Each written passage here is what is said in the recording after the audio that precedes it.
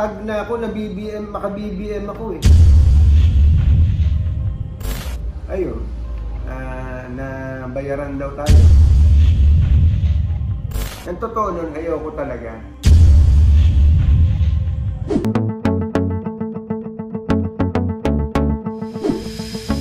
Ay, mga ka-tune in, bilis ng panahon, ano? 2022 na pala. Sus Mariano Kaindo. Alam nyo ba na nasa 100 videos na ang napagsalu-saluhan natin? At ito, tinitingnan ko eh.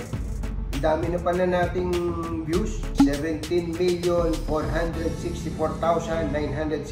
Pero malamang habang nagkukwentuhan tayo ngayon, mas marami pa to. Ito pa, ang ating subscribers ay nasa 400,000 na. Isipin talaga sa inyo. Hindi naman na mangyayari yan kung hindi dahil po sa pagsuporta ninyo, sa pagtangkilik ninyo sa ating pong mga pinaghihirapan. Actually, pinaghihirapan. Hindi lang naman ako mag-isa.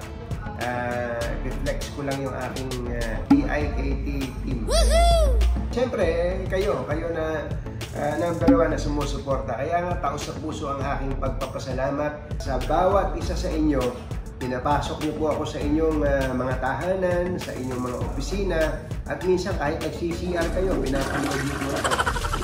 Mula sa akin, malalaman niyo mismo yung mga vlog na pinaka-paborito, pinaka-mahirap, pinaka-masaya, at kung anong pinaka pa. Halika, samahan mo ako ngayong araw na to. Ang title, ang pinaka-episode, ang sikreto sa mga vlog ni Katunying.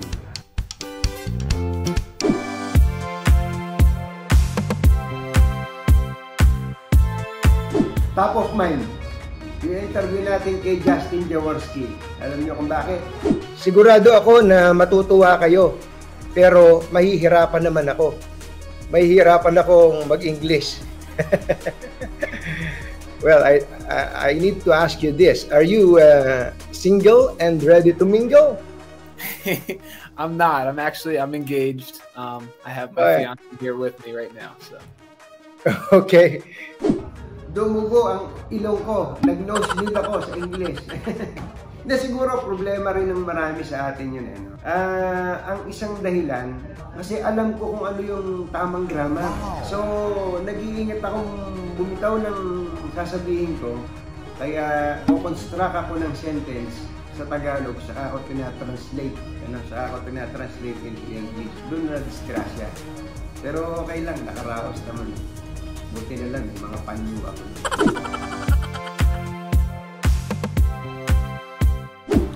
Pinaka naiyak. So, hindi nyo lang nakita, pero naiyak talaga ako dun sa kwento ni na Martin, Rika May, and Alicia. Itong recent lang. Ang aking anak po na si Baby Alicia Sayon Lohoya ay nagkaroon po ng sakit na biliary atresia, isa pong rare chronic liver disease. Sorry po. Kasi kapag naisip ko po kasi ma'am talaga yung lahat ng pinagdaanan namin yung misis. Kami nasa pasilyo. Natutulog kami dun sa pasilyo para lang bantayan si baby sa ICU. Hindi po namin kung paano. Nasamba po kami dun sa pasilyo. Maraming salamat talaga sa taas po. Siya yung nagbigay ng kalakasan po sa aming baby. Higit sa lahat po talaga. Kasi doon nakita mo yung kwento ng ng mga magulang na gagawin ng lahat para sa kanilang anak kahit mahirap. Kahit mahirap, walang pakialam sa kahihiyan, kung meron mang kahihiyan ng pag-discarte para madugtungan ng buhay ng anak. Nakaka-relate kasi tayo doon, di ba, mga magulang. So kung sabihin sa mag-asawa at kay Alicia, laban na.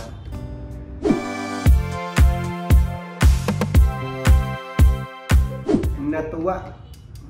Kung kasi alam niyo naman yung mga vlog natin, masaya lang tayo lagi. Pero ang tingin ko na natawa ako sa pinagagawa natin, yung in-interview ko yung sarili ko. Aba, ito na ang isa sa most requested interviewin natin. Gusto nyo ba ng clue kung sino siya? Sikat, journalist, radio, TV, at syempre sa mga social media. Pogi-pogi, yun ang importante. Wala iba kundi si Anthony Taberna.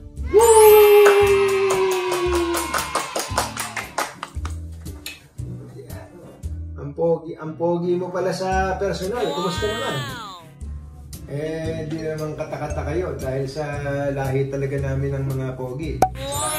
Wala pa nga ako nababalita ang kamag-anak ko na hindi masyadong pogi. Kaya abang-yabang para bang niloloko ko lang yung sarili ko.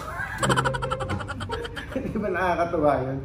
Anyway, maganda naman yung kinalabasan. Ito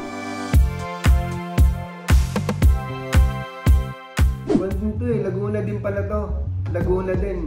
Nung pumunta tayo sa mga pasyalan sa Laguna, pinakain tayo dun sa isla.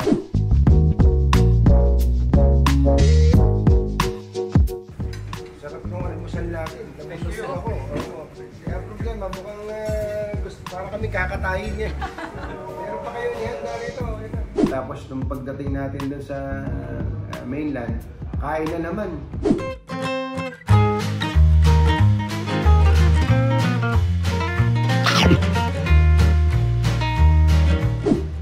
Tapos may baon pa. Let's go! Habang nasa sasakyan ako, papunta na ako sa DCRH tumigil na pa ako ng pagkain. Kaya ang sugar ko tumaas. Ayun, akong katakawang. Pinakamalayo. Actually, hindi lang basta pinakamalayo ito. Pinakawalang direksyon, pinakawalang plano. Ayan. Minsan pinakamali rin desisyon. May paalam, kaya nga Stokwa. Yun, sa kwento, sa La Union. Sama kayo. Bawang, La Union.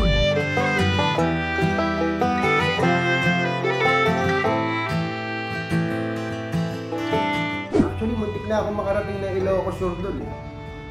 Nag-decide lang ako na matulog sa Baguio. Alam niyo na kung saan ako natulog. Nakitulog lang ako dito sa Baguio Country Club. Alam niyo na, parang ako na ako stakeholder na ako dyan sa Baguio Country Club. Yan. Medyo malayo.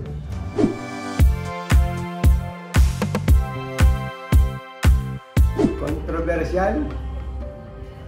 Palagay ko, yung BBM interview. Kasi alam niyo kung bakit siya controversial? Na-tag na ako na BBM, maka-BBM ako yung bang parang worth it in-interview mo si BBM. Saka ang daming ang daming views ko. 1 million views yata yun. Kaya yun, controversial yun kasi politika.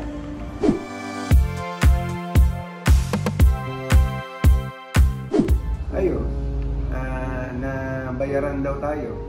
Actually, nasasaktan pa rin ako dun no? Kahit na alam ko namang hindi yun totoo. Pero, para pagka kasi paulit-ulit mo nakikita, tapos, hindi mo naman kailangan magpaliwanag, pero kasi yung mga tao na mga nagsasabi nun, it's either hindi nila ako kilala, o kaya naman, meron silang ulterior motive sa pagsasabi nun. Yun. So, ano pa ba? Tapos, may nagsabi din na na hindi raw ako masyadong pogi. Wow! Sakit kaya na. Sobra. It hurts. At siyempre, yung isa pang, actually, tingin ko foul na to, no? Seriously speaking, foul to. Yung idadamay nila yung pagkakasakit ng anak ko sa profession. Hindi na siya nakakatuwa. Kumbaga, bilang ama, gusto mong hanapin yung nag-message na ganun at gusto mong i-dos por dos ng literal. Siyempre, yung silakbulang ng damdamin. Ayoko namang maging marahas. Pero tandaan mo, kung nasaan ka man. Teka man! Papasayahin na lang natin to, pagbabalik ka naman.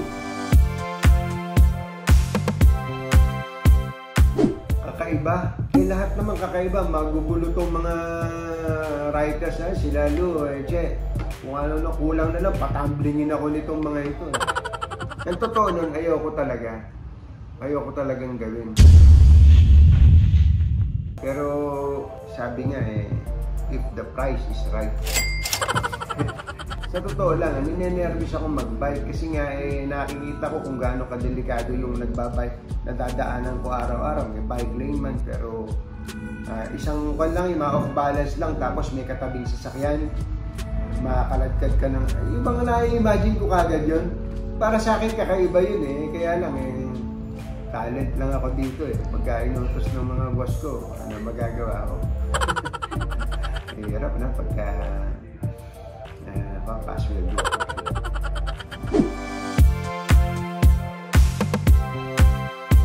Ang pinakamaraming views ay yung interview natin virtually kay former Senate President Manny Villar. Namimiss na kita, pambihira. Oo nga, namimiss ko na rin iba na mundo natin ngayon Mas simple lang yun ang mundo ko. May nabasa pa akong nakaraan, si MBV, sabi niya ay wala na. Ha? Sabi ko, nabalitaan niyo rin po ba yun? Oo, nabalita ako nung... Minsan may kausap ako Alam mo, matutuwa ka, may kausap ako, nasa lubong. Kayo si Manny Villar, sabi ko, ako naman. Palagay ko impostor kayo Kasi patay na yung Manny Villar Hindi ako buhay pa ako. Kaya maraming views yun dahil doon sa title. Pero gusto ko lang klaruhin hindi po yung clickbait. Yun po ipinagpaalam pa namin kay Manny Villar mismo. Kasi sila yung naka-experience dun di ba? Na pinapakalat yung kwentong patay na siya. Kaya nga nilagyan namin ng question mark. Marami nagmamahal sa kanya.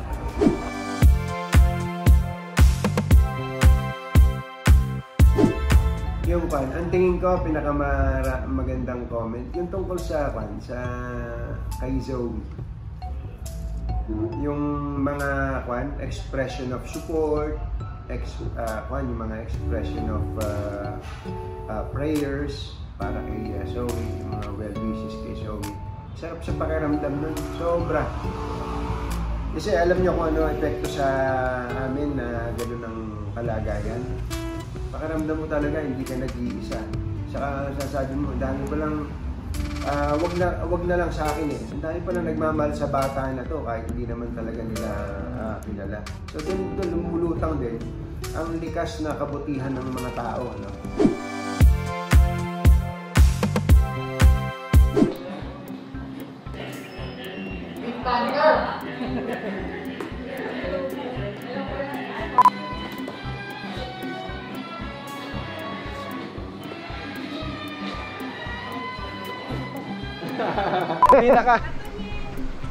Hindi. Ay, hello po. Ay, ingat po.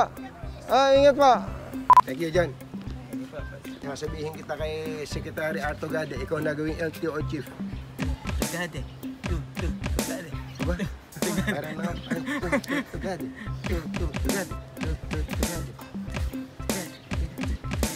Dos por dos. Ayos! Yon! One more. 3, 2, 1, go! Yon! Alam niyo na yung spill ko, ang dali lang. Yon! Yon! KSB with Fortiplex. Paano kulang pa rin ako sa B? Ha? Paano magkukulang nanay? May Fortiplex na po kayo. KSB, kulang sa budget. Nge! Woo! Bigay na yung budget ni nanay!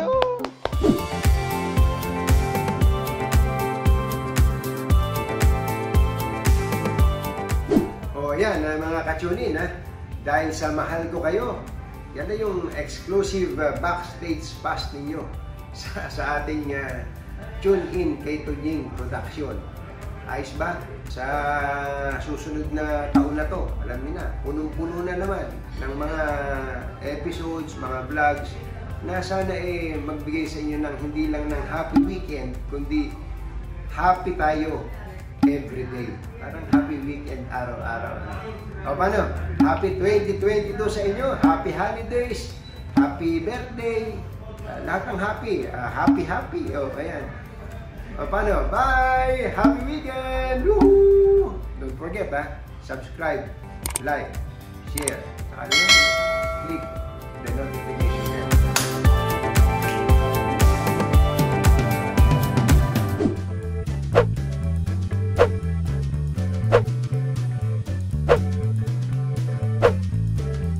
Katunying, ang ganda-ganda po talaga ng mga kwento nyo. Nakaka-inspired na po talaga, lalo na po sa kabataan na katulad ko. Kami natutuwa sa mga issues na pinapalabas nyo. Sana marami ka pang episode na ipapalabas para maging well-informed kami. Dahil ang lahat ng vlogs niya ay may kahulugan at kabuluhan. Kay Tunying lang, marami tayong malalaman, inspirasyon sa buhay. Kaya tune na kay Katunying. Sa 2x2, sinaabangan ko lagi yung mga komentaryo doon, yung mga almusal nyo masasarap, at yung mga interview nyo kay BBM. Oh my goodness. Lagi ko po kayong napapanood sa inyong mga vlog at ako po ay natutuwa. Tapos honest po kayo na vlogger, no? Napakahusay po ninyo maghanay ng tanong at wala po kayong takot sa ngalan po ng katotohanan. Kaya mabuhay po kayo at sana po patuloy po ninyong paigtingin pa ang inyong programa. Katunying? Bakit nandiyan ba? Ano ba? Pakikita ko sa kanya. Katunying, kumusta? Oo. Ano? Gusto pa jacket? O short? Takal ko na pakinggan yun eh. Maano lang dalawa, matrismos, makwento. Makwento, Madami po akong natutunan sa iyong vlog at ako'y na-inspired sa mga kwento mo na nagagamit ko sa aking buhay. Mabuhay po kayo, Katunying. Salamat. Shoutout sa'yo, Katunying!